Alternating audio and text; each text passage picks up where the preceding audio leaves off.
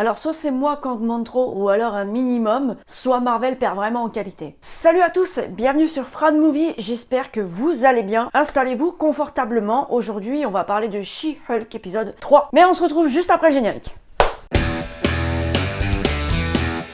Comme c'est indiqué dans le titre juste en dessous, cette vidéo ne contiendra que des spoils. Donc si vous n'avez pas vu l'épisode 3, allez le voir et revenez après sur la vidéo. Cet épisode 3, on voit qu'il y a des choses qui se mettent en place, mais il m'emballe pas forcément plus que ça. Et d'ailleurs, je voudrais commencer sur les caméos. J'ai l'impression qu'on va avoir des caméos dans la série à gogo. Des caméos qui à un moment donné n'auront même plus de sens. J'ai l'impression qu'ils font des caméos pour cacher un peu la faiblesse de la série. Alors il y a des caméos qui servent, ok, comme Bruce Banner, comme Wong, comme peut-être l'Abomination, même si bon, à voir. Parce que pour l'instant je suis pas sûre qu'ils servent à grand chose, mais les caméos, j'ai peur vraiment que ça tourne trop au fanservice et que ça soit même plus en fait du fanservice, que ce soit vraiment des caméos pour cacher la faiblesse de la série. Et franchement ça me fait vraiment peur. D'ailleurs il y a un caméo pas directement lié au Marvel, c'est l'apparition de la chanteuse Megan Thee Stallion, que personnellement je ne connais pas du tout, mais vraiment pas du tout. Je vois pas à quoi ça va servir à l'histoire de ramener une rappeuse. Bientôt on peut peut-être voir Usher, Justin Timberlake ou Drake, je vois pas trop le sens. Encore une fois, je pense que c'est vraiment ramener quelqu'un que les Américains aiment pour cacher un peu la faiblesse de la série. Franchement, c'est vraiment comme ça que je le vois. Parce qu'en fait, c'est un peu comme l'humour. Trop d'humour tue l'humour. Bah là, c'est un peu pareil. Trop de caméos tue les caméos. Moi, je trouve qu'il y a plus de sens aux caméos. J'ai bien aimé quand même l'intervention de Wong. Il est plutôt drôle. Après, la raison pour laquelle il est là, c'est un peu faible. C'est juste pour dire qu'en gros, c'est lui qui a libéré Abomination pour devenir le maître suprême des armistices. Après, on a Bruce Banner. Bruce Banner, son apparition sert à quelque chose. Déjà, c'est lui qui va directement transmettre le pouvoir de Hulk à Jennifer Walters, mais après son apparition elle est logique, on va dire. Tous les autres, franchement, j'ai un peu peur de ce qui va se passer par la suite. Abomination, je le vois un peu servir pour les Avengers plus tard. Je dis pas qu'il va devenir un Avengers, mais peut-être qu'il peut potentiellement aider les Avengers, ou alors au contraire leur mettre à l'envers. Mais je sais pas, je crois à sa rédemption. J'ai l'impression qu'il a vraiment compris et qu'il est devenu quelqu'un de meilleur. Je pense, ça sera pas un personnage central, hein, clairement je pense pas, mais si on le voit dans She-Hulk, peut-être que à l'avenir on pourrait le voir dans d'autres Marvel. D'ailleurs, le procès d'Abomination il est un peu surréaliste. Jennifer Walters, elle ressort un peu son excellent avocat qu'elle a en elle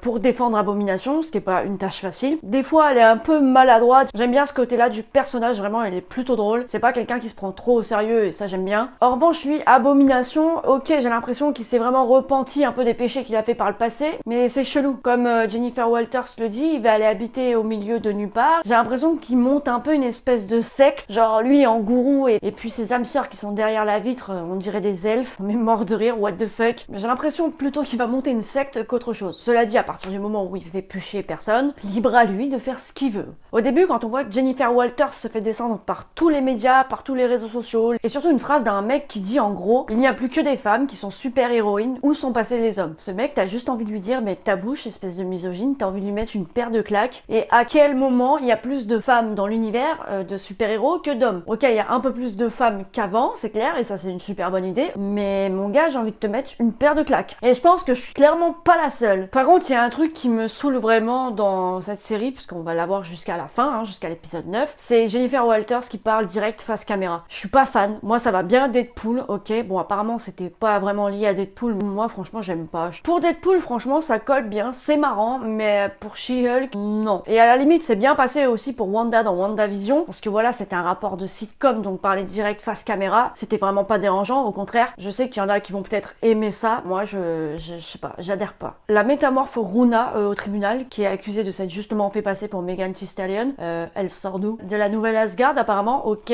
mais j'ai pas le souvenir de l'avoir déjà vue. Après, c'est pas impossible, mais cela dit, j'ai pas vu tous les films Marvel 50 fois, donc je me rappelle pas de tous les personnages. Mais elle me parle pas du tout. Elle est drôle, mais je ne vois pas l'intérêt de sa présence dans la série. Peut-être que dans les prochains épisodes, elle va être plus présente. Et d'ailleurs, il y a beaucoup de références au nouvel Asgard dans cette série. Il est peut-être probable à un moment donné qu'on y aille, ou alors qu'on ait des personnages du nouvel Asgard qui viennent faire des caméos, encore une fois. C'est vraiment pas impossible parce qu'on se souvient que Hulk a été directement dans le film Thor Ragnarok, donc il y a une possibilité que le nouvel Asgard et She-Hulk soient un peu en relation, et ça peut être pas mal en vrai, ça peut être une bonne idée. Ça serait un peu comme je dis dans la lignée de Hulk dans Thor Ragnarok, donc pourquoi pas. Les trois mecs à la fin de l'épisode qui attaquent Jennifer Walters, même s'ils sont complètement nuls, j'ai hâte de savoir à quelle organisation organisation ils appartiennent, parce que je pense que c'est vraiment l'organisation qui peut être au centre de cette série, l'organisation de méchants, mais c'est vraiment cette organisation qui peut potentiellement faire mal. En plus, les trois sont vraiment ridicules, mais je pense que derrière il y a vraiment un gros méchant. On aura peut-être un peu de réponse dans la saison 1, mais peut-être qu'on gardera aussi un mystère. Donc à voir, j'ai vraiment hâte de savoir qui se cache derrière. Il y a une question que je me pose, c'est qu'ils l'appellent tous Miss Hulk. Alors pourquoi la série s'appelle She-Hulk? Pourquoi on n'a pas appelé la série Miss Hulk? Bon après c'est pas essentiel, hein, mais